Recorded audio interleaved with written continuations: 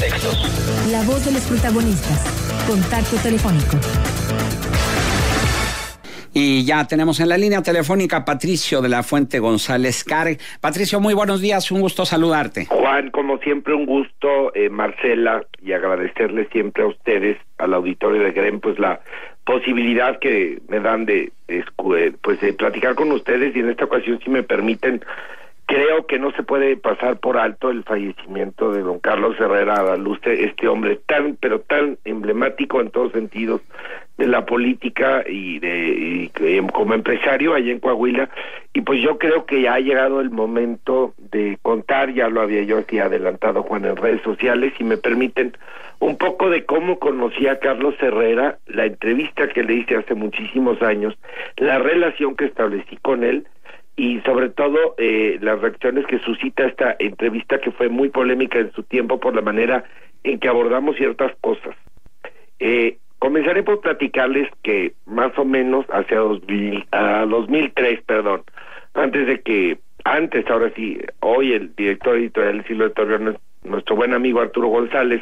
Antes de él estuvo nuestro buen amigo y amigo personal mío también, Javier Garza, y antes de él estuvo Alejandro Irigoyen, que marcó una época muy importante para el periódico.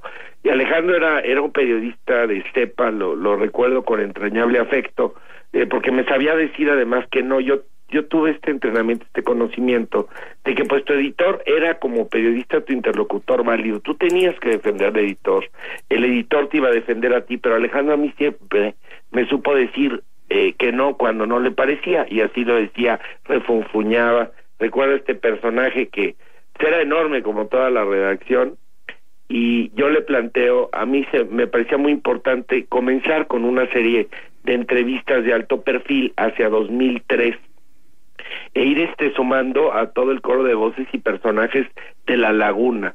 Yo le planteé a Alejandro la posibilidad de que fueran personajes exitosos. Y recuerdo esta conversación que tuve, Juan, le dije a Alejandro, para mí el éxito no es dinero, no es tener poder, el éxito es la acumulación de satisfacciones profesionales, de cómo nos entreguemos a lo que hacemos, de muchas otras cosas que no tienen que ver con dinero. Y le dije, creo que también debemos de seguir pues en la línea de ser el espejo de lo mejor de una comunidad y reflejarlo y darle espacio a cualquier número de personajes, sean del ámbito que sean. Total, empezamos estas entrevistas que a la larga fueron muy exitosas porque no se quedan solamente en el ámbito de lo local, sino que nos salimos a lo nacional, entrevistamos candidatos a la presidencia de México, y pues fue un esfuerzo que durante 100 entrevistas, destacar ahí, pues que me acompañaba el gran y querido Eric Sotomayor, compañero reportero gráfico, y pues también de un linaje de don Ramón, su padre, de su hermano Ramón, pues de reporteros gráficos muy avanzados en el oficio. Eric, prácticamente todas las entrevistas las pude hacer con él, lo cual fue un privilegio. La primera entrevista que hago, porque la segunda fue don Carlos, fue a don Emilio Herrera, este poeta, escritor, pues esta presencia familiar en La Laguna, un hombre muy sabio, y pues hago la primera a plana entera, y me regreso a México porque yo en esa época pues me dividía mi tiempo entre México y Torreón, pero a raíz de esas entrevistas pues empecé pues prácticamente a estar en Torreón avecinado todo el tiempo. Y un día, sin deberla, yo había esbozado en mi mente algunos personajes que creía que podrían ser interesantes, pero solamente en la mente, no tenía un apunte. Dije, bueno, pues yo tengo que regresar en una semana, vamos a ver quién más nos puede dar una entrevista, y así buscamos al siguiente. Y me encuentro a don Carlos Herrera en un avión. Venía bastante solo el avión, de esas veces raras, les estoy hablando del año 2003, y yo no conocía a don Carlos, tenía referencias de él, yo sabía pues que algunos miembros de mi familia pues tenían una amistad con él, una interacción pues de tipo social, pero yo no lo conocía personalmente, y el hombre venía solo en el avión, y me acerqué a él con pues esta irreverencia que tuve a los 20, que todavía no se me ha quitado, y me presenté y le dije, oiga, pues yo soy periodista, soy fulano de tal, y pues me gustaría platicar con usted. Y me dijo, don Carlos, siéntese, Patricio. Nunca pudimos vencer el usted, Marcela, Juan. Obviamente yo le hablaba de tú porque era un hombre mayor, y un hombre mayor que me imponía mucho respeto, la verdad. Pero él a mí siempre me dijo Patricio, pero me habló de usted, y yo le decía a don Carlos. Establecimos una conversación en ese avión y nos fuimos todo el vuelo platicando. Y yo descubrí a un hombre muy interesante, de muchas facetas, del que se hablaban muchas cosas. Y me animé a decirle, don Carlos, yo quiero hacerle una entrevista difícil, diferente. Yo había visto en esa época a Leti, su hija era la alcaldesa de Gómez, pero don Carlos había tenido un tiempo muy importante que no había salido a dar declaraciones. Siempre que salía a medios, era, usted lo sabe, muy polémico. Don Carlos sabía cómo agitar las aguas, siempre salía con alguna declaración interesante. A mí esa entrevista me suponía, Marcela, Juan, algunos problemas. Yo no quería abordar al hombre. Del hombre se hablaban muchas cosas, era muy popular, también tenía muchos detractores. Yo no quería juzgarlo ni abordarlo desde una concepción de un hombre malo o un hombre bueno, porque nunca he creído en eso. Creo que en los matices está la verdadera personalidad y la intención humana. La entrevista la titulamos Sombras y Luces de Carlos Herrera Luce. Yo me fui y nos recibió a Eric y a mí y al Siglo de Torreón en la Nogalera, en su rancho es tan bonito afuera de allá en Gómez, y yo ya venía dispuesto a hacerle preguntas difíciles. Se lo dije en el avión y me dijo, don Carlos, me dijo, Patricio, usted me puede preguntar lo que quiera. Efectivamente le pregunté lo que quiera, lo que quise, le hablé mucho de la situación del país, de cuál era su lectura. Era una época muy difícil con Cuba, por ejemplo. Le pregunté sobre sus nietos, lo cual era un tema pues difícil, delicado, porque era abordar temas de la familia. Yo no me sentía con el derecho a meterme, pero yo me quise plantear, Marce, Juan, en toda esa serie de entrevistas, que a veces lo público nos define mucho de cómo somos en el ámbito, lo privado en el ámbito de lo público. Y yo quería sacarle otra vez, a mí el género, creo que más me gusta el periodismo es entrevistar, y yo creía que si hay personajes muy manoseados, es decir, que los han entrevistado muchas veces, hay que salir de esa línea y preguntarles otras cosas, darle al lector otra lectura. Yo le pregunté por sus nietos, porque yo había presenciado por parte de sus nietos algunos abusos en los antros, algunas prepotencias, se lo pregunté, y también, claro, abordé el tema más delicado que se tejía en aquella época por la parentela o no de don Carlos con algunos personajes, digamos, que de dudosa reputación, unos primos lejanos, dijo, en Durango. Yo no sabía cómo abordar el tema de los rumores que siempre lo siguieron. Y la manera de hacerlo, no le iba yo a preguntar directamente, oiga, que usted dicen que es tal, no, le pregunté, don Carlos, de las acusaciones y lo que se ha dicho en su contra, ¿qué es lo que más le ha dolido? Y don Carlos me contestó, y está publicado, por eso me atrevo hoy a decirlo, me dice, lo que más me duele es la acusación de narcotráfico. A raíz de esa entrevista motivó que por primera vez en la vida yo sopesara lo que implicaba una profesión pública y el que tenía que tener la piel fuerte ante la crítica, porque yo ponía en aquella época mi mail, mi correo electrónico de Hotmail abajo de la columna, y empecé a recibir toda suerte de insultos calificativos, y también a mucha gente le gustó mucho. Don Carlos llevaba mucho tiempo sin hacer declaraciones. Salimos con esta entrevista, pero yo fui atacado, luego tuve que publicar un editorial, porque creo que por primera vez me sentí vulnerado en mi integridad. Algunas personas cuestionaron mi ética, que es lo único que tiene un periodista finalmente, eso y la credibilidad, y fue una entrevista muy difícil, muy polémica, de ahí nos seguimos a otras, pero para acabar esta historia, pues yo establecí la irreverencia de mi juventud. A lo mejor le cayó simpática al viejo, y digo viejo con afecto y con respeto, porque era mucha nuestra diferencia de edades, pero yo establecí una relación muy interesante con don Carlos, porque a raíz de eso me empezó a invitar a desayunar, y cada 2 o 3 meses desayunábamos, hablábamos de política, hablábamos de muchas cosas. A mí se me hacía un hombre muy inteligente, con un colmillo que no lo dejaba caminar, había llegado a esa edad donde se podía permitir ser franco en muchas cosas. Entonces yo nunca abordé al personaje en una dimensión de es bueno o es malo. Para mí fue un amigo, una gente que no tenía por qué, que tuvo la generosidad de invitarme a desayunar. Nunca pasamos de eso, pero platicábamos. En el Inter le aprendí al hombre muchas cosas. Hoy quiero rendirle pues un homenaje dentro de todas esas complicaciones de lo malo y lo bueno que se dijo de él.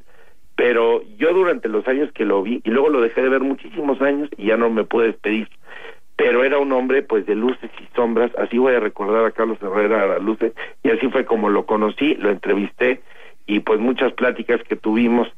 Una última curiosidad, porque ya hablé mucho, que quiero platicarles, es que un día don Carlos me dijo desayunando, me acuerdo, no sé si desayunando o una vez que andábamos en su camioneta recorriendo la Nogalera, me dijo: oiga, Patricio, usted debe ser político. Le dije: no, don Carlos, a mí la política he crecido entre políticos, me gusta observarla desde lejos, me divierte leer de política, pero yo jamás sería político ni participaría en ningún encargo político. Yo creo que ahí la moraleja hoy que tenga un trabajo dentro de un organismo político es nunca digas de esta agua no beberé. Pero así fueron las cosas. Qué interesante. Sí, muy, muy interesante. De hecho, yo recuerdo la entrevista, Patricio, y de veras me pareció una entrevista muy, muy inteligente de tu parte, y la franqueza de las respuestas de don Carlos. Yo también tuve oportunidad de entrevistarlo algunas veces, y sí, muy abierto, muy directo el señor. Jamás le dio, ahora sí que, no al estilo de muchos de los políticos priistas que suelen torear las preguntas y responderte algo que tú no les preguntaste, y que por más que tú insistas, pues no te van a dar la respuesta. Y él sí era directo completamente en sus respuestas. Si bien era un político, no era a la usanza de muchos de los políticos del priismo. Qué buena lectura, Juan. Creo que era uno de los grandes valores de don Carlos, y me encantará que algún día me compartas esa entrevista que le hiciste para verla también. Me imagino que es maravillosa. ¿Sabes qué pasa? A mí me sorprendía eso, porque pues claro que siempre quieres indagar como periodista, y a los 20 años, bueno, si a los 30 no se me ha muerto esa curiosidad por aprenderle a las personas, menos a los 20. Para mí era, vamos, yo he tenido la oportunidad en la vida de sentarme con N número de personas, de conocer muchos caracteres. Pero hay personas en particular que te llaman poderosamente la atención por algo. Don Carlos, tú lo recuerdas, pero era un hombre bajito, pero tenía un magnetismo fuera de serie. No lo estoy ensalzando, quiero hablar de la característica del personaje. Era un hombre que me impresionaba particularmente, que imponía, te querías estar con él. Por otro lado, había una barrera de respeto enorme. Pero sí es cierto, porque yo me animaba ya en los desayunos a preguntarle un chorro de cosas, a preguntarle por personajes en particular, y sus respuestas eran muy chuscas, pero eran muy directas también y muy inteligentes. Y también tenía, yo creo que nunca perdió esta parte, ¿sabes de qué? De esta como filosofía de la cultura del trabajo. Él me decía que se levantaba muy, muy temprano. Había una parte pragmática bastante, ¿cómo te diré?, no adornada de su lenguaje, donde tenía unas respuestas bastante prácticas para la vida, que esto te lo da mucho el contacto con el campo. Por ejemplo, me hablaba mucho del lenguaje de sus campesinos, de sus lecheros, tenía frases para todos. Claro, pues fue un hombre pues también de muchas pasiones. La gente hablaba de mitos, leyendas. Yo creo que el mito fue más allá, regresó. Luego, él decía también pues que lo que se había arrepentido realmente, y a mí me lo dijo, no solamente fue algo que declaró en lo público, a mí me lo dijo, y eso es algo que me impresionaba, porque creo que en todos nuestros encuentros me dijo que se había arrepentido de haber entrado a la política, Juan. Pero por otro lado, yo creo que la política vibraba en su sangre, y luego un día me dijo que él ya estaba retirado de la política. Eso sí nunca se lo creí, porque un político nunca se retira.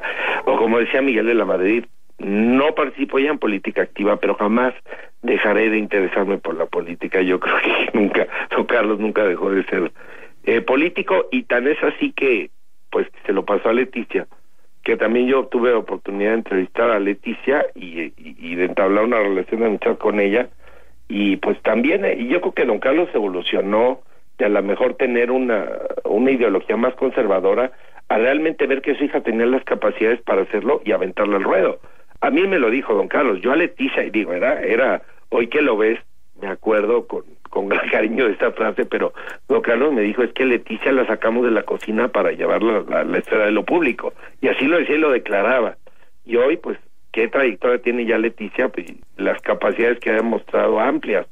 Entonces, pues sí, me he estado en estos días recordando, puse por ahí una carta también a raíz de pues todo el relajo que se arma con esta entrevista, los ataques de recibo, primera vez en mi vida que me veo en la necesidad, Juan, de publicar una editorial posterior respecto al tema, y me encontré otra vez una carta que tengo de las 4 familias Herrera, que me mandaron una carta muy solidaria, porque pues yo creo que se daban cuenta que me estaban golpeando por todos lados. Me pusieron ¿Pero una por qué carta. te golpeaban? ¿Porque pensaban que fue una entrevista a modo o por qué? Pensaban que fue una entrevista a modo. Mira, Marta, me llegaron a amenazar, habían amenazas muy fuertes en el correo electrónico. O sea, esto no te lo invento, tú lo sabes. Sí. Nunca hablo, habían dicho que había extraviado la misión de Antonio de Juan Bels, un poco, que me había puesto que había puesto mis apellidos y mi integridad, ahora sí que casi al servicio de las fuerzas del mal, que me le había ido a arrastrar, que yo lo estaba reivindicando a un personaje que no podía ser reivindicado. Esas eran las lecturas que daban. Cuando a mí me parecía, yo sé que nuestra profesión no agradas ni pretendes complacer a todo el mundo, pero a mí me parecía además, finalmente, aunque don Carlos ya no era político, por eso me permití, o sea, don Carlos, yo lo que recibí de don Carlos después, además de esos desayunos que platicábamos muy a gusto, don Carlos me regaló una botella de vino y me mandó unos quesos y la carta que me mandaron los Herrera. Eso fue lo que recibí de los Herrera. Pero que a los 20 no estás preparado para esas reacciones. No es que estuvieran mal, a lo mejor ahorita leyendo algunas de ellas dirías, caray, es pan de todos los días. Hoy llevo 15 años más en esto y tengo la piel, pero ahí eso me dio una lección muy importante, porque yo me acuerdo llegar con doña Olga de Juan Bels y decirle, está pasando esto, ya lo sabía, y ella por primera vez me habla de lo que implicaba esto, de la piel de elefante que había que tener, el que no podías agradar a nadie y que si pretendías unificar a la opinión pública a tu favor siempre, no lo ibas a poder lograr porque era un servicio al público el periodismo y por ende estaba sujeto a la crítica. Entonces aprendí de una manera pues fueron semanas donde no sabía cómo reaccionar. Cuando tienes 23 años no sabes muchas cosas, hoy sí las sé, pero pues esas fueron el tipo de reacciones y correos y sí fue Oye, Patricio, pero ahora que te escucho que decías, ya don Carlos no era político, yo pienso que don Carlos jamás dejó de ser político. Sí, no, o sea, bueno, político era en funciones, digamos. Leticia era la que ocupaba la alcaldía. Es que yo creo que estuvo en funciones siempre, ¿no? Sí. O sea, a lo mejor no ocupando un cargo público, pero sí en funciones, bueno, participando activamente dentro de la vida sobre todo del municipio de Gómez Palacio y del estado de Durango en general. Sí, fue pues sí, desde siempre y pues bueno, me sorprendió mucho, ¿no? Eso yo sabía que andaba malito don Carlos, pero nunca imaginé por qué era un toro en todos sentidos. Siempre te quedas como con ese gusano porque pues de haberlo buscado más. Uh-huh. Oye, Patricio, nos piden un link para leer la entrevista, ¿lo tienes? Te la voy a poner en Twitter porque he de ser franco, me tengo que bucear en la hemeroteca digital, lo cual haré al ratito y la voy a subir a mi Twitter si les parece, o si no luego Me parece perfecto, que la subas a tu Twitter, nosotros retuiteamos y buscamos hacer las conexiones. Sí, porque ahora sí que ya pasó mucha agua por el puente, fue esto en 2003, también me encantará leer la de Juan, pero bueno, esa fue mi historia con Carlos Herrera Luce, y pues aprovechar aquí para mandarle a la familia pues un abrazo muy sentido, en especial a Leticia, porque la verdad yo me quedo con un recuerdo. Don Carlos Herrera fue un hombre muy emblemático, en una parte muy emblemática de mi vida, cuando fue que hicimos todas estas entrevistas, y bueno, pues que en paz descanse y un abrazo a la familia, y gracias a ustedes por la oportunidad de platicar esto. Patricio, y un hombre de muchas frases, de hecho, a don Carlos fue la primera persona que yo le escuché la frase: en política los amigos son de mentiritas y los enemigos son de a de veritas. Híjole. Sí, esa es una frase. Muy bien, Patricio. Muy cierto. A veces, no en todo, pero sí, ¿te acuerdas de yo no me volteo ni en la cama?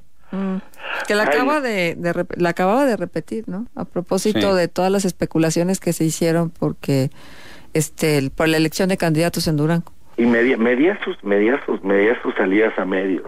Sí, cómo no. Se dosificaba, pero cuando salía pues era una andanada de cosas, y la verdad siempre no es como el político que sale a mucha gente, es más, hoy mi actual jefe, el licenciado Delgado Ranaro, dice que los políticos creen que la política es salir a dar declaraciones todo el tiempo, y no es cierto, y sí tiene razón don Carlos, pero cuando don Carlos salía cuando sabía, medía hasta el tono y el momento adecuado para salir a los medios, pero siempre causaba un revuelo para bien o para mal. En fin. Fíjate, a mí creo que, debo decirlo, yo tenía un particular interés de poder conversar con él. Yo nunca pude hacerle una entrevista a don Carlos, pero lo que me llamaba la atención es que el común denominador de propios y extraños, de amigos y de no tan amigos, era la inteligencia de don Carlos. Sí. O sea, esa se ponderó siempre. Y su capacidad para ofrecerte las respuestas y para decirte las cosas y tal, ¿no? Bueno, pues ni hablar. Hay una pregunta para ti del auditorio, Patricio. Dice, ¿por qué los hijos varones del señor Herrera no se dedicaron a la política y su hija sí?